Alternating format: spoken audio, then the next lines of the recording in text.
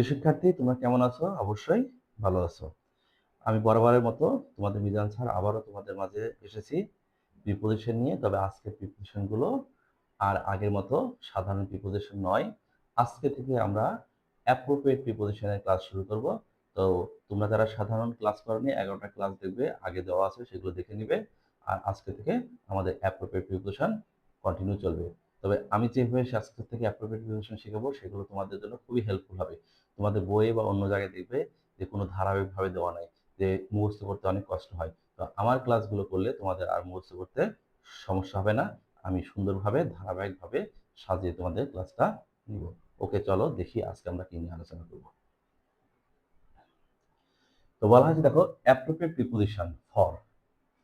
আমরা appropriate preposition কোথায় for বসে শুধু সেইগুলো নিয়ে আলোচনা করব। খুব সহজভাবে আমি গুছিয়ে সাজিয়ে দিয়েছি, তোমাদের মুখস্থ করতে খুবই সহজ হবে এবং ধারাবাহিকভাবে একটার পর একটা সুন্দর করে আলোচনা করা হয়েছে। দেখো, প্রিপোজিশন ক্লাস, অ্যাপ্রোপ্রিয়েট প্রিপোজিশন ক্লাসের 12 নম্বর ক্লাসে তোমাদের স্বাগত। দেখো, কিছু শব্দ দেখো। অ্যাবিলিটি, কি লেখা আছে? Ability, affection, ambition, anxiety, aspiration, attraction, account, candidate, capacity, ডিজিয়ার,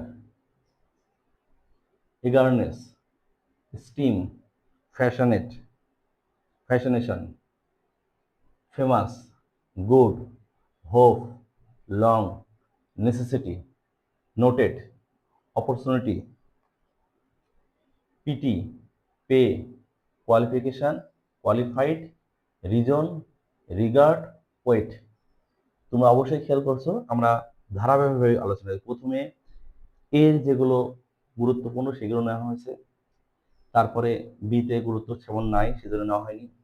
সিতে যে কটা গুরুত্বপূর্ণ সেই দুইটা নেওয়া হয়েছে। তারপর ডিতে একটা ডিজিআর, এটাই সবচেয়ে গুরুত্বপূর্ণ। তারপর হচ্ছে আর্ট আছে ডিপ, এটা আমরা ফরের জন্য শুধু। ইগারনেস, তারপরে দেখো ইতে দুইটা, এফ এ দুইটা, জিতে একটা, এইচে একটা, লং এ একটা, এন এ দুইটা, ওতে একটা, পিতে দুইটা, কিউতে একটা, কিউতে দুইটা, তারপর আর্থে হচ্ছে দুইটা, ওয়েট একটা। তো এই যে এ বি সি ডি ধারাবাহিকভাবে সাজিয়ে দিয়েছি, এই শব্দগুলো একবার টানা মুখস্থ করে নেবে। এই শব্দ পেলেই সেখানে কি হবে? ফর হবে। বই কিন্তু এভাবে ধারাবাহিকভাবে আলাদা করে সাজানো নাই, সব এলোমেলো। ওই কোথাও অফ টু, বাই, এভাবে এলোমেলো ভাবে দেওয়া আছে। আমি সুন্দর করে তোমাদের বোঝার ক্ষেত্রে ফর কোথায় বসবে সেই শব্দগুলো বর্ণ অনুযায়ী ধারাবাহিকভাবে দিয়েছি। তাহলে ফর কোথায় বসবে এবং বর্ণ অনুযায়ী মুখস্থ করার জন্য ধারাবাহিকভাবে দিয়েছি।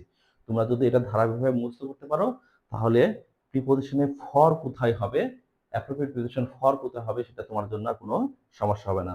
এই যে ছোট করে দিয়েছি, তোমরা একটা স্ক্রিনশট দিয়ে কাছে রেখে এটা মুখস্থ করতে পারো। স্ক্রিনশটের মাধ্যমে এটা কাছে রেখে মুখস্থ করতে পারো, ঠিক আছে? তো আমরা কি শিখলাম?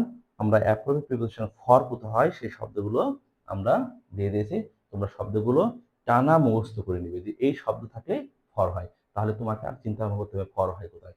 এইভাবে আমরা 5-6টা ক্লাসের মধ্যে গুরুত্বপূর্ণ অ্যাপ্রোপ্রিয়েট প্রিপোজিশনের তালিকা দেব। যদি এগুলো পড়ো, শুধু একাডেমিক না, যে কোনো চাকরি পরীক্ষা এখান থেকে কমন পাবে। অবশ্যই তোমরা অবশ্যই এটা ভালো করে মুখস্থ করে নেবে। আর ক্লাসগুলো যদি ভালো লাগে, লাইক, কমেন্ট, শেয়ার করে পাশে থাকবে। ওকে, আল্লাহ হাফেজ।